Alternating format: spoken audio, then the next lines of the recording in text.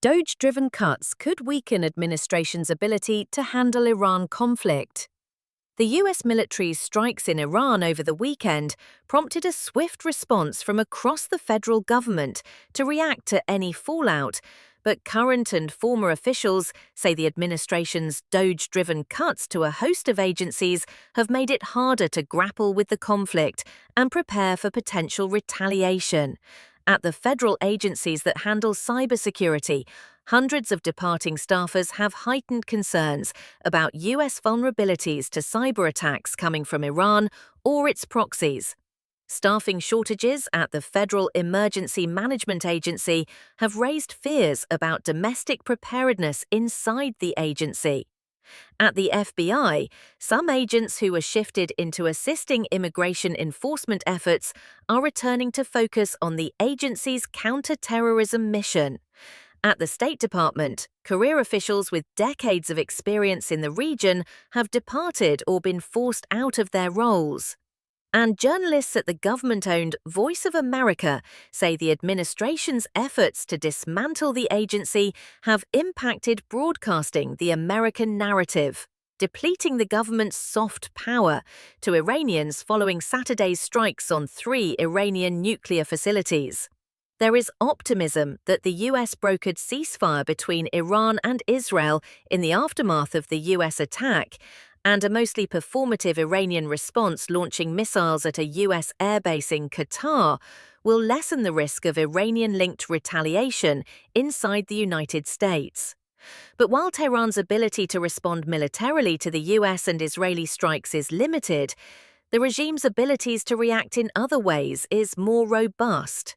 There is significant concern that Iran will try to engage in either cyber or kinetic, asymmetric tactics in response to this conflict, said John Cohen, the former acting Undersecretary for Intelligence and Analysis and Counterterrorism Coordinator at the Department of Homeland Security, who led the effort at DHS under the Obama administration to develop response plans to threats from Iran. The Iran strikes came after the first months of Trump's second term saw the Elon Musk-led Department of Government Efficiency force deep staffing cuts across government, including resignations and layoffs of more than 100,000 federal workers and the attempted dismantling of several federal agencies, though many of the reductions are still being litigated in court. In addition to cuts, the Trump administration has also shifted priorities, focusing much of its domestic security thus far on securing the border. As part of its plan to make good on President Donald Trump's promise to enact the largest deportation effort in history, his administration over the last several months has moved significant resources toward immigration enforcement or removal operations. Asked on NBC's Meet the Press in the immediate aftermath of the US strikes on Sunday whether the administration was concerned about the threat of Iran or Iranian proxies carrying out an attack in the US, Vice President J.D. Vance pointed to the administration's border efforts. This is one of the reasons why border security is national security, is if you let a bunch of crazy people into your country, those crazy people can eventually take action, Vance said. We're going to do everything that we can to make sure that doesn't happen and to keep Americans safe. Cyber threats. Former security officials say hacking threats from Iran and its proxies are one of the more likely forms of retaliation, if history is any guide. Since the start of the second Trump administration, hundreds of cybersecurity personnel across multiple federal agencies have left or made plans to leave the federal government. That includes people who were fired, took the deferred resignation program, or chose to leave for other reasons. There is concern among current and former US officials that the upheaval has disrupted the regular pace of briefings and coordination between cyber officials and critical infrastructure firms. The bulk of the DOGE-led cuts have been at the Cybersecurity and Infrastructure Security Agency, CISA, a part of DHS charged with protecting non-military networks from hacking. The government generally, and CISA specifically, has lost a lot of great cyber talent, And we're going to feel that. Jeff Green, who until January served as CISA's Executive Assistant Director for Cybersecurity, told CNN. These losses will impact our defensive capabilities somewhere. If we shift more people to work Iran, that's going to come from somewhere, and the more empty chairs, the less we can do. The Trump administration has pushed back on the notion that the workforce cuts have degraded cyber defenses. Some of these layoffs, reductions of forces, are not intended to impact national security, a senior White House official said in an interview in March. I think there's also been a lot of conflation of reductions in contracts with the private sector, with actual firing of government personnel. CISA did not respond to requests for comment when asked how many cyber personnel have left in the last 4 months. CISA spokeswoman Marcy McCarthy said in a statement, CRSA is focused squarely on executing its statutory mission, serving as the national coordinator for securing and protecting the nation's critical infrastructure. Representative Mike Simpson, an Idaho Republican, said he didn't think that the government reductions overall would be harmful to the government's Iran response. Anytime you go in and try to reduce the size of a government program, there's going to be kickback. It's not anybody's fault, Simpson said. I don't think that hurts us. We can actually handle this stuff. We can actually walk and chew gum at the same time. But is it disrupting? Yeah, and it is disrupting to employees. From immigration to Iran, agents to immigration enforcement potentially also complicates its response to threats from Iran, former officials say, even if some of those shifts have been reversed in recent days. Officers from agencies including the ATF, FBI, and U.S. Marshal Service paused some of their existing work and focus on immigration. While they had every right to do that, those are the very same resources that would be necessary to address the various threats that could potentially emerge if the conflict with Iran continues to escalate, Cohen said. For any administration that comes into office, the real world has a way of impacting your initial priorities.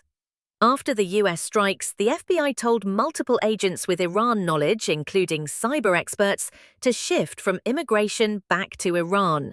Sources stressed there is currently no known specific and credible threat, but agents must be available to fully staff the Bureau's counter-terrorism mission due to global hostilities.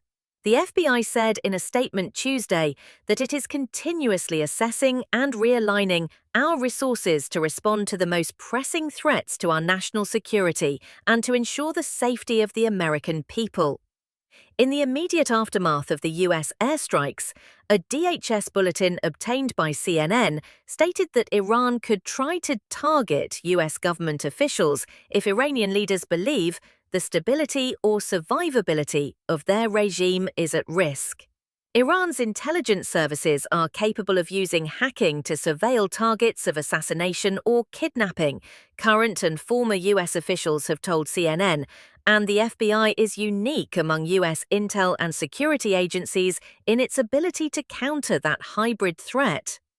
Ned Price, a former Biden and Obama State Department and National Security Council official, noted that one of Trump's first actions was to remove security protections from former officials who are under threat from Iran. If the concern is real, and I agree it should be that we face a heightened threat, they have taken away resources that directly contribute to seeking to counteract this threat, Price said. Diplomacy and domestic preparedness U.S. agencies tasked with responding to incidents on domestic soil, conducting diplomacy, and projecting soft power overseas are also dealing with personnel reductions. Staffing cuts and internal turmoil at FEMA are fueling concerns about the agency's ability to respond if tensions with Iran trigger emergencies at home, several current and former agency officials told CNN. In recent years, FEMA developed plans to address threats from foreign adversaries, particularly after Russia's invasion of Ukraine. But those efforts, the sources said, have stalled as key leaders and frontline staff have left the agency and resources have dwindled. With the military focused on operations overseas, FEMA plays a key role in managing domestic crises, including terror-related and cybersecurity incidents, protecting the U.S. population, and ensuring the federal government remains operational. But the agency has faced months of upheaval marked by a wave of departures, plummeting morale, and mounting uncertainty about its future direction. As FEMA's pool of experienced personnel shrinks and resources become more limited, doubts are growing about its ability to fulfill its critical mission. Staffing cuts at the Mount Weather Emergency Operations Center, one of the nation's most vital emergency response facilities, are compounding these worries, sources told CNN. The State Department, meanwhile, has no Deputy Assistant Secretary for Iraq and Iran. There is no longer a confirmed U.S. ambassador in Qatar or Jordan, and no confirmed Assistant Secretary of State for the Middle East. Former State Department officials say experts in diplomacy are essential when you get into the nitty-gritty of complicated issues like an Iranian nuclear deal, something Trump still says he wants. A solid, verifiable, legally sound agreement is going to require experts in science, law, negotiation, nuclear policy, and international structures, said Alexandra Bell, a former Biden administration Deputy Assistant Secretary in State's Bureau of Arms Control, Deterrence, and Stability.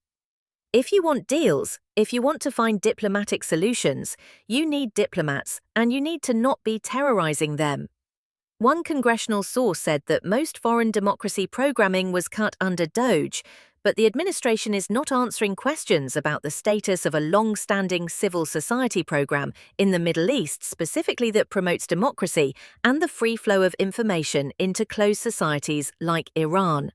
A senior State Department official responded to CNN's request for comment, saying that department officials from previous administrations had no credibility on Iran. Diluting soft power. At Voice of America, a government-funded news organization that's led America's efforts to broadcast information around the world for decades, most of the staff were put on leave in March after Trump signed an order to drastically shrink its parent, the U.S. Agency for Global Media. There are now ongoing lawsuits to try to block the cuts. Following Israel's military campaign in Iran, the US AGM temporarily brought back VOA Persian employees to broadcast in Farsi. But about half of those employees were then part of widespread layoffs at Voice of America, announced on Friday, one day before the US military strikes in Iran, according to VOA journalists.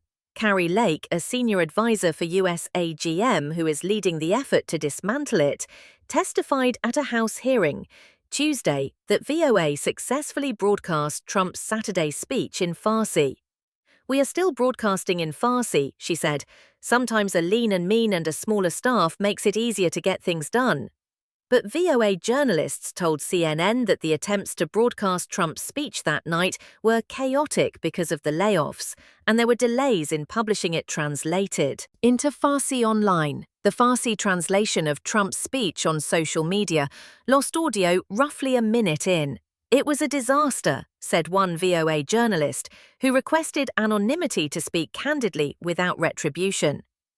Patsy Widakuswara, VOA's White House bureau chief and a lead plaintiff in one of the VOA lawsuits, said that TV production that night for the Farsi broadcast was hampered by the lack of support and technical staff. "Everything that's needed to support a good broadcast, they were not there," she said.